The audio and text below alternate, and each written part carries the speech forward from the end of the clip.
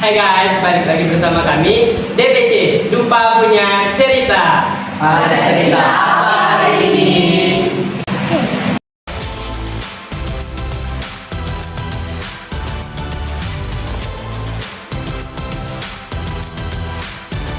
Halo Sobat Semandupa, kembali lagi bersama kita dari tim aktualitas. Jadi di episode kali ini kita akan kedatangan tamu dari beberapa eskul. Sebelum kita ngobrol santai-santai nih, coba kalian kenali dulu dari kalian ke Sobat Semandupa. Dimulai dari kanan. Baiklah, halo semuanya, perkenalkan nama saya Muhammad Satri Anwar. Alhamdulillah saya diamanahkan sebagai Ketua Umum Tapak Suci SMA Negeri 2 Palembang. Perkenalkan saya Asmalik dari kelas 11 saya sebagai Ketua Umum Pasmanda. Perkenalkan, nama saya Atia Hania dari kelas 11-7, perwakilan dari Wakil Ketua Umum PEN. Hai guys, perkenalkan nama saya Adela Daniel Hari. Di sini akan menjabat sebagai Ketua Umum pada Akademik SMA Negeri 2 Palembang. Oke, halo semuanya, perkenalkan nama saya Fadel Muhammad Rizky. Di sini Fadel berperan sebagai perwakilan IC yang menjabat sebagai ketum dari English Club. Salam kenal semuanya. Salam kenal. Halo semuanya, perkenalkan nama saya Marsha Maulidia dari kelas 11-7. Saya di sini sebagai perwakilan seni tari sebagai sekretaris umum 1 seni tari. Halo semua, perkenalkan saya Raisya Ain Hafsa dari Ketua Umum Kelompok Ilmiah Remaja SMA Negeri 2 Palembang. Halo semuanya, perkenalkan nama saya Juliana Hermawati. Alhamdulillah saya diamanahkan sebagai Ketua Umum PMR SMA Negeri 2 Palembang. Wah, oke. Sekarang kita udah kenal nih dengan ketum-ketum yang ada di sini. Selanjutnya, kita masuk ke sesi pertanyaan. Nah, kami mau satu pertanyaan itu kalian bisa menjawab semuanya. Santai aja kok, pertanyaannya nggak susah. Nah, yang pertama itu kalian jadi ketua umum itu kayak naik roller coaster ya. Apa sih momen yang bikin kalian deg-degan dan bagaimana cara kalian tetap tenang? Dimulai dari yang kanan. Baik, untuk itu memang seperti roller coaster ya. Buat adegan yang paling deg-degan itu mungkin pas penyampaian visi-misi nih, karena kita harus membuat anggota kita itu mempercayai dan mau untuk mempercayai visi-misi kita tersebut. Oke, lanjut. Kalau dari saya itu, kalau menjadi ketua umum atau harus sebagai ketua itu harus pintar dan harus bijak dalam mengatur atau mengontrol anggotanya. Kalau saya, walaupun saya bukan ketua, tapi saya sebagai wakil juga agak berat. Menurut saya tahun lagi kayak terlalu banyak tanggung jawab yang harus saya jalankan. Kalau dari kata ini menjadi titik awal kata yang menjadi kata yang benar kata dan jadi the next kata. Mungkin pan juga cobaan ke depan, tapi kata yakin akan baca lagi. Oke. Kalau dari Fadel sendiri itu tuh sebenarnya banyak momen menegangkan yang Fadel lalui selama jadi ketum ini. Walaupun Fadel baru menjabat ketum sebagai ketum BC itu selama 1 bulan, tapi ya terlalu banyak momen menegangkan yang Fadel lalui.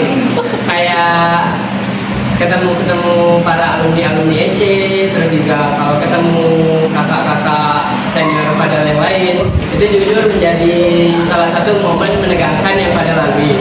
Tapi ya mungkin momen-momen sulit juga yang Fadel rasain itu tuh kayak ketika kita harus kontrol dan koordinasi anggota kita yang pastinya setiap anggota kita itu memiliki karakter dan pola pikir masing-masing. Mungkin itu aja sih. Oke, lanjut. Jadi kalau dari saya, kalau menjadi ketua umum, saya sebagai perwakilan sekretaris umum 1 seni tari, mungkin itu juga termasuk tanggung jawab yang besar bagi saya, dan itu juga termasuk tantangan yang menyenangkan. Oke, lanjut. Oke, dari pertanyaan tadi, hal yang paling menyenangkan pada saat saya menjabat sebagai ketua umum yaitu bagaimana cara saya untuk memahami pola pikir anggota-anggota saya. Karena sebagai ketua umum saya harus mengerti jalan pikir mereka dan juga saya harus mengayomi seluruh anggota saya agar tidak ada yang merasa diberatkan sebelah ataupun lainnya. Oke, kalau menurut saya pribadi nih, untuk yang menegangkan itu menurut saya itu ialah kayak berkomunikasi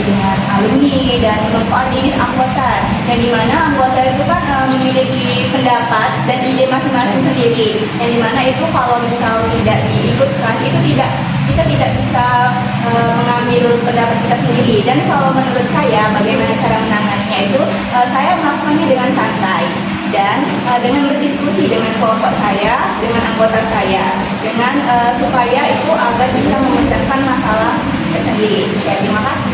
Oke, sangat menarik semua jawaban yang kalian bilang. Oke, untuk pertanyaan kedua kita lanjut.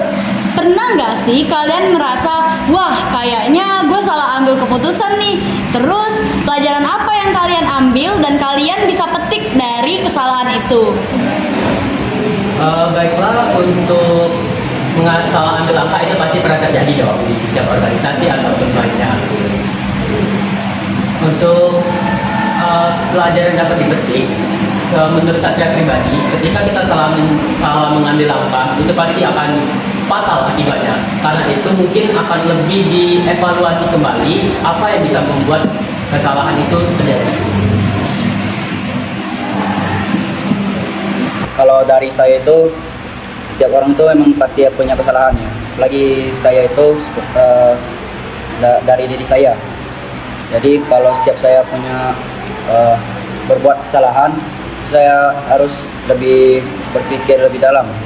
Kenapa saya bisa berbuat seperti ini, dan harus saya rubah dari sikap kesalahan itu. Oke, untuk saya pastinya setiap orang itu punya kesalahan.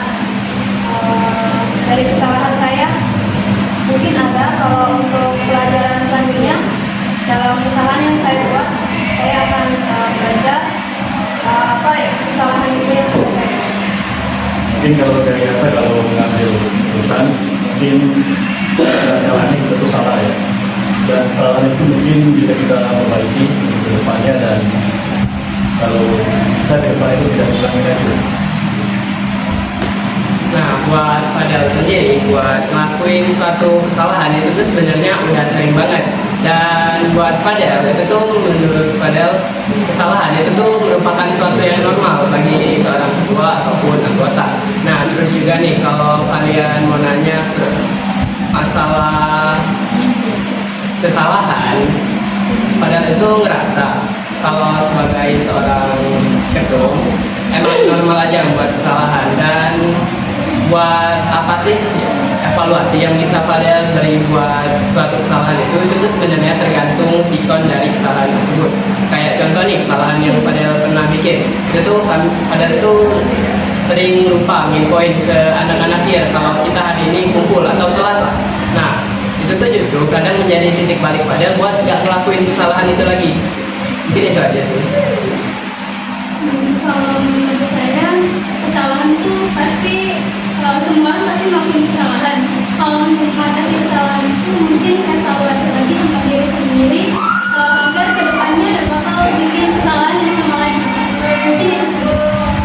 Oke, kalau menurut saya pastinya setiap menjadi ketua di berbagai exco atau organisasi itu pasti pernah mempunyai kesalahan dalam mengambil keputusan. Nah, dari kesalahan itu Raisa bisa belajar untuk mencari solusi yang lebih baik lagi dan tidak melakukan hal yang sama untuk kedua kalinya. Terima kasih. Oke. Oke, kalau menurut Juliana pribadi itu tentunya pasti pernah memiliki kesalahan atau di berbagai ekskul lainnya. Itu kalau misal menurut Juliana, pelajaran yang Juliana ambil itu ialah itu bisa dijadikan bahan evaluasi dan itu bisa menjadikan kita pelajaran untuk kedepannya agar tidak mengulangi kesalahan tersebut. Oke, bagus-bagus semua jawaban kalian. Memang sebagai ketua umum itu pastinya pernah kita itu salah langkah ya. Tapi itu dari pribadi kita sendiri, bagaimana kita mengevaluasi kesalahan kita supaya kesalahan itu tidak terulang kembali. Lanjut pertanyaan ketiga, itu di eskul kan pasti banyak tuh karakter anak muda dan anggota-anggota yang beda-beda pastinya. Nah, gimana sih cara kalian itu untuk merangkul semua perbedaan anggota itu menjadi satu kekuatan di dalam eskul tersebut? Nah, buat merangkul para anggota itu pasti PR yang besar dong untuk kita sebagai ketua, karena setiap orang itu memiliki pikiran dan pandangannya tersendiri. Untuk Satria pribadi menggunakan cara dengan sering kumpul dan makan bareng misalnya itu, untuk mereka itu biar kekerabatan mereka itu makin erat, dan juga dengan adanya kumpul rutin itu mereka bisa mengenal satu sama lain lebih dalam. Oke. Lanjut. Kalau dari saya itu misal dari sebuah kelompok atau dari anggota ada yang berbeda-beda gitu kan. Jadi kita harus tahu itu dari diri mereka. Kenapa mereka beda itu? Karena di dalam anggota itu harus sama, tidak boleh ada yang berbeda-beda. Jadi harus mengevaluasi agar tetap bersatu. Oke, untuk saling merangkul, antara merangkul itu ialah terutama untuk adik-adik di bawah kita dengan cara berkomunikasi. Walaupun kita itu berbeda umur, tapi kita tetap berkomunikasi. Kalau dari Memang di setiap kelompok itu pasti ada banyak perbedaan ya, mungkin perbedaan pandangan, perbedaan pikiran, perbedaan karakter. Itu menurut Atta itu wajar. Kalau ditanya soal tips untuk mengatur mereka semua ini, mungkin bisa diajak ngobrol antara orang yang memiliki perbedaan tersebut, dan pokoknya ada interaksi baik antara orang-orang itu. Oke. Nah, kalau buat Fadel sendiri, menurut Fadel itu tuh sudah menjadi sesuatu yang normal terjadinya kayak perselisihan atau perbedaan karakteristik setiap anggota di suatu organisasi. Tapi menurut Fadel, cara mengatasinya itu tuh berbeda-beda setiap sikon ataupun setiap cara pemimpin. Nah, menurut Fadel sendiri, Fadel itu akan menjadi pendengar yang baik bagi kedua kubu atau kedua orang yang sedang berselisih tersebut. Contohnya itu. Dan mungkin setelah Fadel dengarkan apa sih keluh kesah mereka, mungkin Fadel bisa kasih nih sedikit saran ataupun sedikit opsi untuk anggota-anggota Fadel itu tuh untuk berbenah supaya tidak terjadinya suatu konflik yang sama lagi. Oke, lanjut ya. Baik, kalau untuk merangkul anggota itu mungkin dengan setelah berkegiatan itu bisa ngobrol-ngobrol tentang kegiatan hari ini, atau kumpul bersama, atau seperti ngelakuin kegiatan seperti bakar-bakar bareng-bareng, biar itu makin erat. Oke.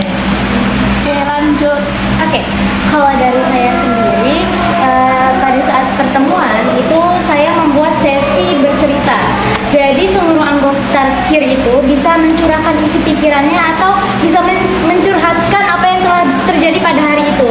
Nah, dari cerita-cerita itu, Raisa bisa tahu nih yang mana karakter-karakter dari anggota KIR Raisa. Nah, dari sana Raisa bisa menyatukan mereka karena mereka itu mengerti satu sama lain. Begitu. Terima kasih.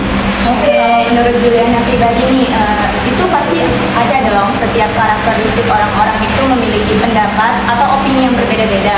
Nah, itu cara Juliana untuk merangkulnya itu dengan cara kayak ngajak ngobrol bareng, makan bersama, dan intinya setiap ketemu itu sering-seringlah untuk mencurahkan isi hati. Dan Juliana sendiri itu setiap hari kalau mau minta pendapat itu Juliana setiap hari mau minta pendapat dari anggota PMF Juliana sendiri, yang dimana itu perlu untuk kedepannya. Terima kasih. Oke, nah ngomong-ngomong nih dari pendapat kalian masing-masing. Nah, kalau misal di eskul kalian itu tuh ada circle dalam circle. Nah, kalian bagaimana cara ngadepinnya? Coba minta dari sebelah kiri. Oke, kalau menurut Juliana pribadi nih, yang dimana kalau misal di suatu kelompok itu ada circle dan circle. Itu yang pertama itu kita ngajak ngobrol bareng dulu yang bisa circle itu, dan kita bisa membuat mereka itu untuk ngobrol bersama, cerita bareng dan lain-lain. Itu bisa mempererat hubungan seluruh anggota untuk menjadi satu, dan itu bisa membuat menjadi satu dan tidak bersirkel lagi. Oh, oke. Kalau dari Raisya sendiri, untuk pikir dan untuk angkatan Raisya dan angkatan adik Raisya itu sebenarnya tidak ada terjadi yang namanya circle-circlean. seperti yang telah Raisa bilang sebelumnya, kalau di KIR itu ada sesi pada saat mereka ingin mencurhatkan isi hati mereka, isi pikiran mereka. Jadi dari situ Raisa bisa menyatukan mereka agar mereka itu berbaur satu sama lain dan tidak memiliki forum sendiri-sendiri pada saat kumpul KIR. Oke. Kalau menurut saya, kalau untuk memecahkan circle itu tuh misal kita mengadakan games yang berkelompok. Nah mungkin circle-circle itu bisa dipisah-pisah seperti itu dan bikin mereka tuh untuk tidak bersirkel lagi kayak itu, biar lebih dekat satu sama lain. Oke. Nah, mungkin dari Fadel sendiri, circle dalam suatu organisasi itu tuh agak normal. Tapi mungkin hal yang Fadel dapat lakukan untuk mengatasi circle dalam circle tersebut itu tuh mungkin coba untuk ya bersikap biasa aja dulu. Lihat nih kayak gimana sih emang orang yang nggak masuk dalam circle itu tuh biasanya punya sifat canggung untuk gak berteman sama yang punya circle itu. Nah mungkin ya Fadel biarin dulu. Kalau emang nih orang yang nggak termasuk ke dalam circle bisa nggak dekat lama kelamaan dalam setiap pertemuan, ya Fadel biarin. Tapi kalau emang nggak terjadi apa sih namanya penyatuan dalam circle tersebut, ya mungkin Fadel mengatasinya dengan mengajak ngomong tuh circle dalam circle tersebut untuk coba ajak-ajak teman yang mereka gak masukin dalam circle tersebut. Oke, lanjut Atta. Kalau di Mading sendiri itu belum ada ya dalam kelompok, walaupun mungkin ada ke depannya ada bakal merangkul teman-teman tersebut untuk menjadi satu kelompok, jadi kayak satu kesatuan lah. Kalau untuk band sendiri sebenarnya itu nggak ada, sebenarnya nggak ada yang kayak, tapi paling itu ada kelompok kayak full band gitu. Nah tapi kalau misalnya selesai di latihan itu biasanya bakal dikumpulin lagi nih, takutnya kayak ada yang saling nyaman satu sama lain, misalnya aku nyaman sama yang ini. Nah itu diusahain nggak bakal terjadi. Oke. Kalau dari saya itu menjadi sebagai ketua, tidak ingin adanya perselisihan di antara anggota, apalagi namanya pemain circle lah. Jadi di Pasmanda itu angkatan itu sebagai keluarga, jadi tidak ada yang nyuruh untuk membuat circle lagi. Jadi di sini diajarkan untuk kebersamaan. Caranya itu untuk menegaskan mereka kenapa mereka melakukan hal seperti ini, sedangkan tidak ada ajaran seperti itu. Oke, buat circle dalam circle atau forum dalam forum nih, itu tuh memang hal yang wajar dalam suatu organisasi. Namun hal ini juga bisa menjadi parasit untuk organisasi itu sendiri. Dan untuk Satria, cara mengatasi forum dalam forum ini ialah seperti yang Satria bilang tadi, mengadakan kumpul rutin, di mana kumpul itu setiap anggota bisa mencurahkan setiap keluh kesah mereka ke anggota lainnya agar tidak terjadi ya circle dalam circle begitu. Oke, jadi dari pendapat kalian tadi bahwa pentingnya itu komunikasi, intinya komunikasi maupun ketua sama anggota. Jadi komunikasi itu kan penting. Nah, bagaimana misalnya seorang ketua sedang berbicara atau sedang menginformasikan di grup, tetapi para anggotanya tidak merespon atau pada slow respon dan tidak membaca grup sama sekali. Bagaimana cara menghadapinya supaya anggota itu tahu informasi dari ketua tersebut? Ya, terima kasih. Oke, kalau menurut Juliana pribadi itu sering terjadi di dalam anggota PMR Juliana. Itu langkah awal Juliana sendiri ialah yang pertama itu ialah telepon grup anggota angkatan dulu, dan yang kemudian kalau misal tidak dijawab itu Juliana PC-in satu-satu. Yang dimana kalau misalnya kan orang-orang itu biasanya malas buka grup nih. Nah kalau misal di chat satu-satu itu biasanya cepat balasnya. Jadi seiringnya berjalan waktu, Juliana setelah mengabari grup lanjut ngabari PT satu-satu anggota Juliana sendiri. Nah itu membuat itu tidak miskom lagi. Itu PC itu membuat Juliana sendiri itu dapat informasi dari anggota Juliana yang lain. Nah itu sangat membantu Juliana. Itu saja. Oke. sih, bagus sih pendapat Juliana. Aku juga setuju karena kalau personal chat itu biasanya langsung dibalas ya. Kalau pendapat kalian yang lain gimana? Oke, kalau dari Kir itu untuk misal saya memberitahu informasi, anak Kir itu lebih cepat untuk membalas. Jadi tidak butuh chatnya satu persatu. Dikarenakan untuk angkatan Raisa sendiri itu alhamdulillahnya seluruhnya sudah terangkul untuk menjawab informasi dengan cepat.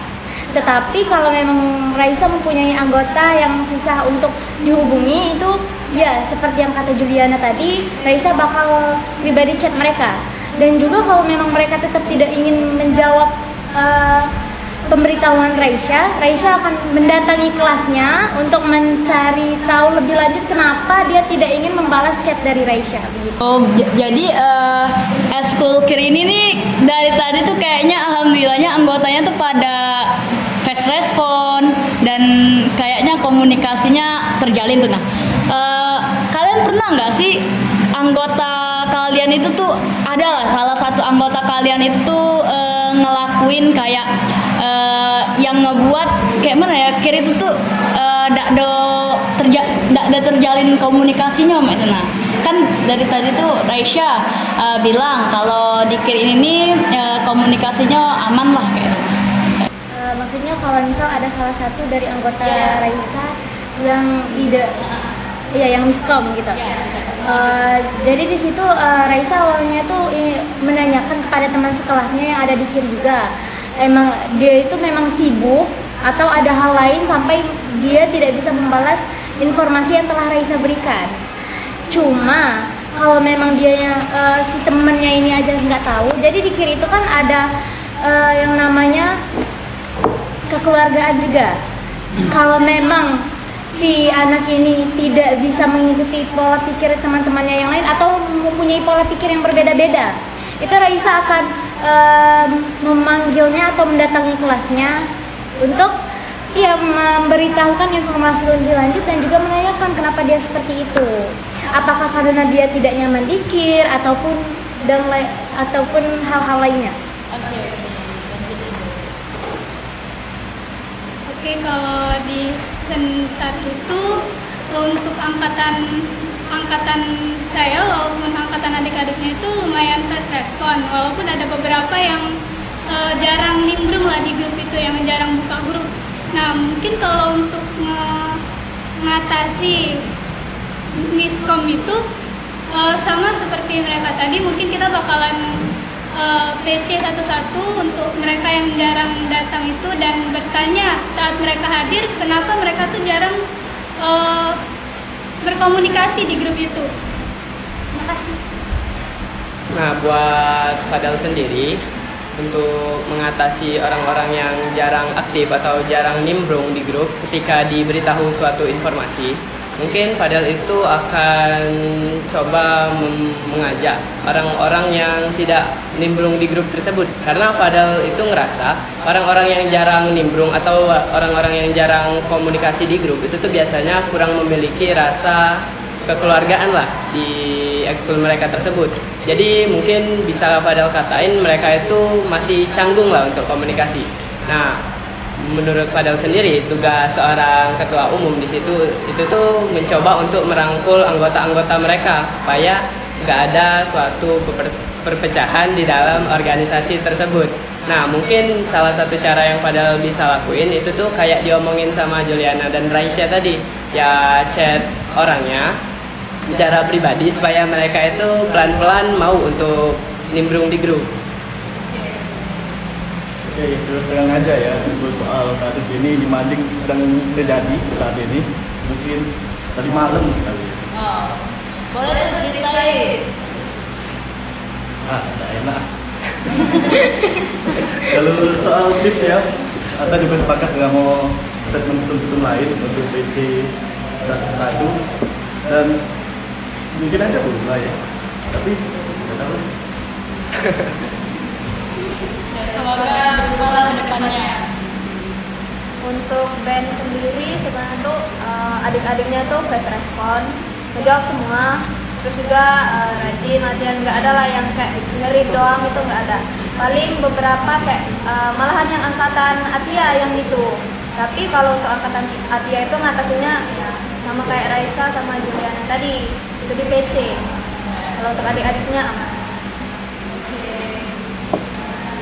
Kalau dari saya misalnya kayak kita tuh ngasih info penting nih, kalau misalnya atau situasinya lagi genting, kayak mereka tuh lagi di chat tapi di reply atau tak muncul ya itu di grup. Nah itu pasti emosi lah ya. Tuh, jadi di situ kalau aku datang nih atau dimarahi ngapo chat ini sepenting ini di reply atau dibiari dianggur itu ya aku seneng itu. Kalau dari Satria, masalah miskom ini pasti sering terjadi dan juga slow respon ya. Buat slow respon itu jujur aja sering terjadi di Tapak Suci, dan Satria itu orangnya yang suka demokrasi cara berpikirnya. Jadi Satria lebih nanya apa sih alasan mereka nggak mau balas chat, slow respon. Dan jika memang alasannya itu memungkinkan dan masuk akal bagi Satria pasti akan memaklumi. Namun tidak selamanya dong mau memaklumi. Satria bakal nanya anggota lainnya konsekuensi apa nih yang didapat kalau kejadian sama terulang kembali. Mungkin begitu sih kalau bagi Satria. Lanjut pertanyaan selanjutnya bakal dikasih oleh Rati. Silakan. Oke, lanjut pertanyaan yang keempat. Kalau boleh jujur nih, apa sih tantangan terbesar jadi ketum eskul di era sekarang dan gimana cara kalian nganggepinya? Buat masalah terbesar di sekarang pastinya itu untuk Satria yaitu menjalin komunikasi yang baik. Dikarenakan apa? Di Tapak Suci itu sendiri jujur saja nih, komunikasi kami itu terlalu monoton dan terlalu formal. Jadi Satria itu susah kalau mau menjelaskan suatu acara atau menjelaskan suatu ide menggunakan bahasa yang formal. Dikarenakan mereka sendiri itu jarang sekali menggunakan bahasa yang non formal. Mungkin itu sih bagi Satria. Memang sih komunikasi itu memang penting kan. Lanjut. Siapa yang mau mulai? Kalau menurut saya itu sebagai ketua memang banyak tantangannya untuk memegang dalam suatu eskul kan. Apalagi dalam sebagai ketua itu memiliki visi dan juga program kerjanya. Dan itu juga harus dipikirkan sekeras mungkin bagaimana proker itu bisa terjalan. Oke, kalau untuk band itu kalau yang tantangan yang susah itu terutama itu sebenarnya itu berkomunikasi sama adiknya, karena kayak agak canggung lah ya, tapi kita harus bisa itu nah. Dan juga satu lagi itu untuk ngejalani proker selanjutnya. Proker selanjutnya itu susah untuk kayak gimana ini selanjutnya kayak berkomunikasi sama yang lain itu nah, itu yang paling susah. Oke, lanjut. Baik, kalau di Madik sendiri mungkin tantangan terbesar itu ada di keterbatasan anggota ya. Gini, bagaimana cara kita memimpin kapal kalau anggota kapal itu sendiri itu walau alam. Jadi kalau saat ini atau lagi berjuang ya untuk mengumpulkan anggota kapal tersebut, doakan aja sih Mas. Oke, dari Fadel sendiri, mungkin kalau kita bicara soal tantangan, Fadel itu jujur udah ngerasain banyak banget tantangan selama menjadi ketum ini. Salah satunya itu mungkin gimana sih cara kita ngejalin komunikasi yang baik sama adik-adiknya, gimana sih cara kita ngekoordinasi supaya di setiap pertemuan, kayak di pertemuan EC itu tuh wajib setidaknya 50% dari anggota EC itu tuh datang. Terus juga mungkin di sisi lain selain komunikasi, padahal itu sering banget ngadapin masalah di bidang masalah broker. Soalnya jujur banget nih, kalau di pandangan Fadel sendiri, jujur di EC itu tuh cukup memiliki banyak broker. Nah, Fadel itu agak terkadang sering was-was apakah broker-broker tersebut itu tuh bisa berjalan lancar atau enggak. Mungkin di itu aja sih. Oke, lanjut. Oke, untuk Sentar sendiri itu tantangannya itu ya untuk menyatukan angkatan adik-adiknya, seperti kan Sentar itu kan mungkin banyak yang ada circle-circle kayak itu Nah, dan juga anggotanya tuh jarang untuk hadir. Jadi paling cuman beberapa yang hadir, dan untuk tantangan selanjutnya itu seperti melanjutkan program kerja kami, karena program kerja kami juga lumayan banyak dan kami takut program kerja itu tuh ada yang tidak terlaksana. Paham sih. Kalau untuk KIR sendiri, tantangannya itu bagaimana cara saya dan anggota saya itu menjalankan program kerja yang sudah diturunkan oleh kakak-kakak kami dan juga yang telah kami buat. Nah, jadi di situ tuh apa upaya anggota-anggota saya dalam membantu saya dan juga saya dalam membantu mereka. Karena di dalam ekskul itu harus saling tolong menolong dan saling membantu. Jadi Raisya harus selalu menanyakan kepada mereka apa saja yang tidak bisa mereka lakukan atau apa saja hambatan yang mereka lalui pada saat melakukan program kerja tersebut.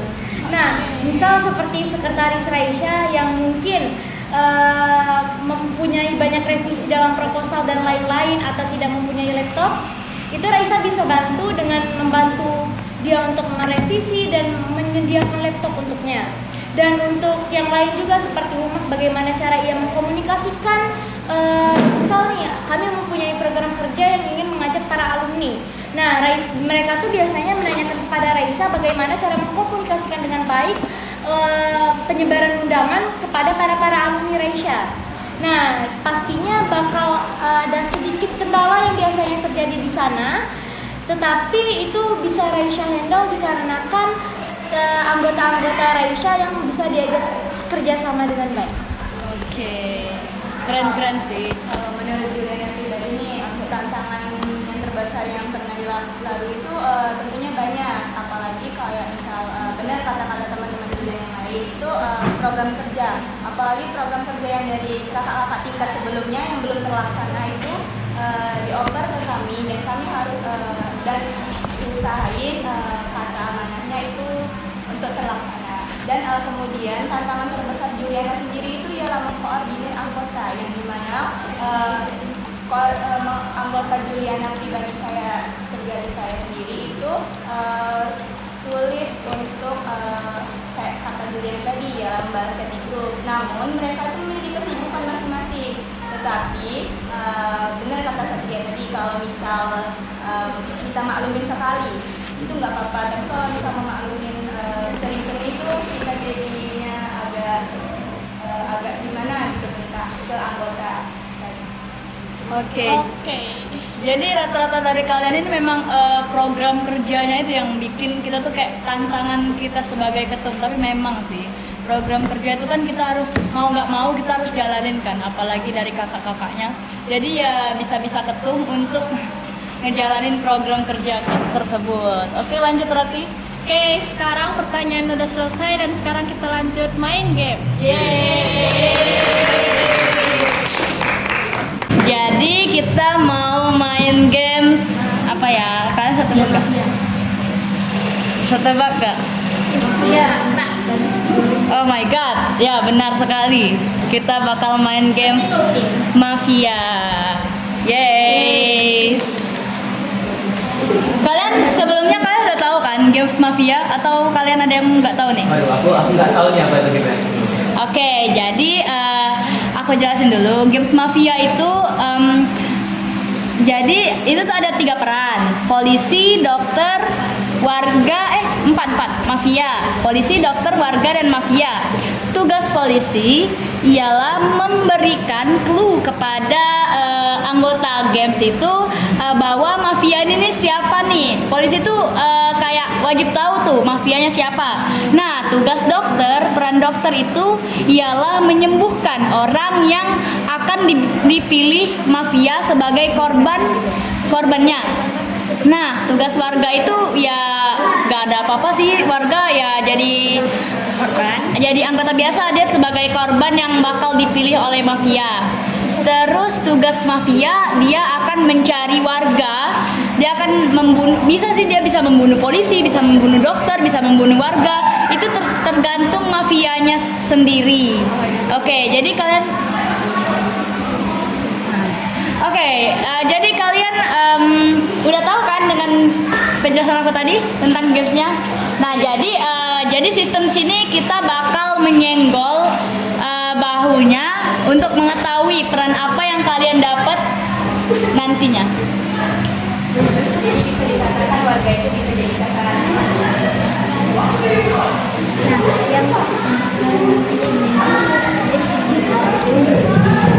Oke, yang bakal menyenggolnya itu adalah Olive sama Indah. Kalian senggol ya. Kalian tutup mata dulu, sebenarnya kalian tutup mata dulu. Kalian tutup mata dulu. Malam telah tiba. Tutup mata guys. Tutup mata. Bentar, ini mafianya dulu. Mafia 2, dokter 2, polisi 2. Mafia 2, dokter 2, polisi 2, warga 2. Ya. Yang disenggol adalah mafia. Oke, yang menentukan mafianya itu ialah Olive sama ada Indah. Ada Olive sama ada Indah. Oke, kalau kalian disenggol, kalian diam saja ya, nggak usah kasih tahu. Ya, silakan. Sekarang yang disenggol adalah menjadi dokter. Wow, dokter ini harus pinter-pinter nyembuhin orang nih, karena kalau nggak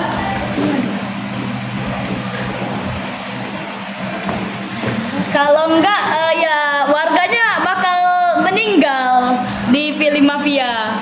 Oke, sekarang selanjutnya itu polisi. Polisi juga dua. Warga. Ya. Oke, yang sekarang warga yang akan disenggol.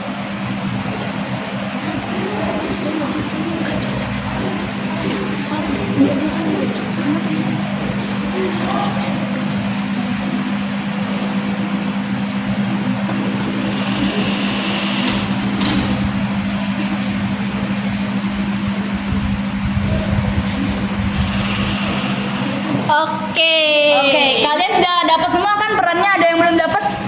Udah disenggol semua kan? Udah. Gak apa-apa, buka mata gak apa-apa. Udah selesai. Oke, kalian udah tahu semua kan peran yang kalian dapat dengan cara disenggol ada-adanya tadi? Oke, sudah. Oke, jadi kita sekarang langsung mulai aja gamesnya. Jadi kalau aku bilang malam telah tiba, kalian tidur semua ya. Oke, malam telah tiba. Pastikan kalian sudah merem semua ya. Oke, lanjut. Mafia, silakan bangun dan pilih orang yang kalian sasaran kalian. Din. Ada inget ya. Yang mana yang dipilih? Yang mana lagi?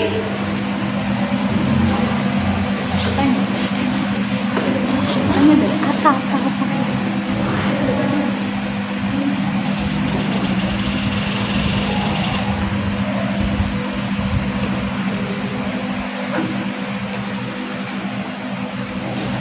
Oke, 2 orang sudah dipilih oleh mafia. Apakah dokter bisa menyembuhkan nih? Jadi kita bangunin polisi dulu deh kayaknya. Polisi dulu. Polisi. Oke, polisi kamu tahu nggak nih mafianya siapa? Oke, apakah tebakan polisi kali ini benar? Ini harus benar sih, biar bisa ngasih clue ke warga. Siapa tadi?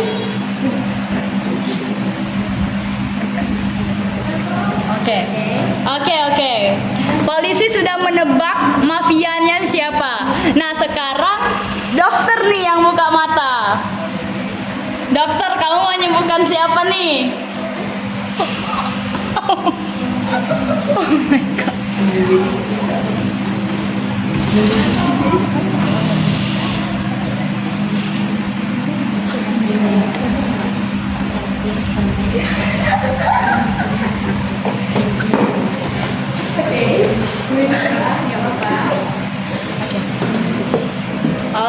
Oke, kalian tadi udah tebak siapa? Tunjuk lagi, coba tunjuk lagi. Oh, oke. Oke. Ya. Oke, sekarang silakan bangun semua. Jadi tebakan dokternya ini nih dokternya salah nyembuhin orang. Sumpah. Jadi ya dokternya ada salah satu dokter yang meninggal. Siapa ya? Karena salah satu dokter sudah diincar sama mafia. Iya.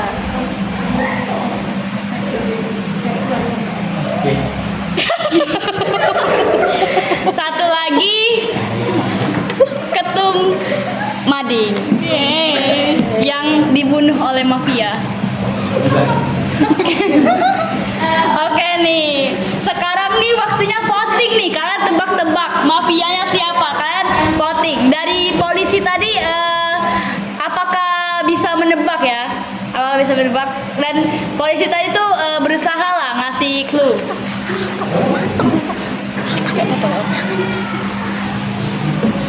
Oke, kalian silakan voting.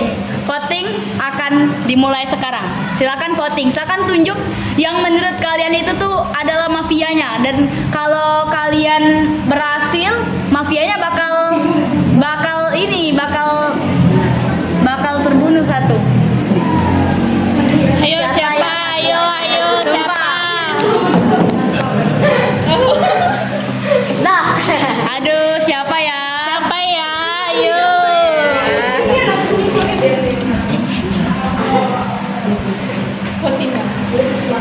Silakan voting.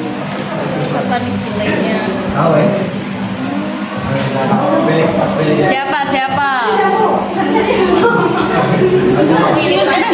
Oh my god. Fadel silakan pilih. Oke. Oh my god. Nah, jadi voting paling banyak itu adalah voting ke Ketum Pasmanda yaitu Aslam. Padahal kalian salah. Ya. Yang benar. Jadi silakan Aslam, silakan kamu berbicara menyampaikan argumen bahwa kamu itu perannya sebagai apa? Aku polisi. Nah, kalian salah besar guys, kalian salah besar. Dan ini nih mafianya sedang mencari cara. Mafianya pinter banget. Oke, voting sudah selesai. Jadi Aslam tidak bisa mengikuti permainan itu lagi. Silakan dari Polisi satu sudah keluar. Warga satu hilang, polisi satu hilang. Dokter. Ya, dokter satu hilang. Jadi mafia masih tetap utuh 2, polisi tinggal 1, dokter tinggal 1, warga tinggal 1. Oke, jadi lanjut. Malam telah tiba. tidur guys. Kalian bakal lihat dan kalian bakal nggak nyangka mafianya siapa. Mafia silakan bangun.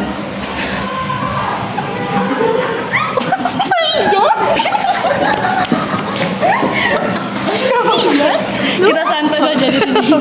Oke, siapa? Oke, iya, oke. Oke, 2 orang sudah dipilih oleh mafia. Silakan untuk polisi bangun. Polisi,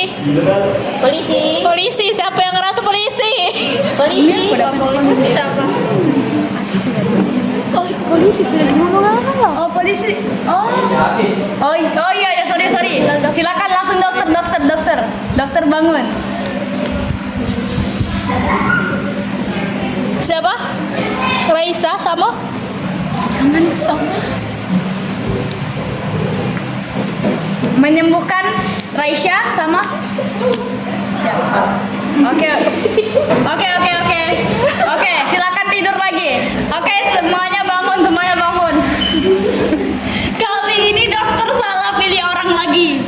Oh my god. Oke, jadi warga telah terbunuh, yaitu Juliana dibunuh oleh mafia dan Dokter. dan Fadel juga sebagai dokter telah dibunuh. Jadi Mafia kali ini menang. Yeay.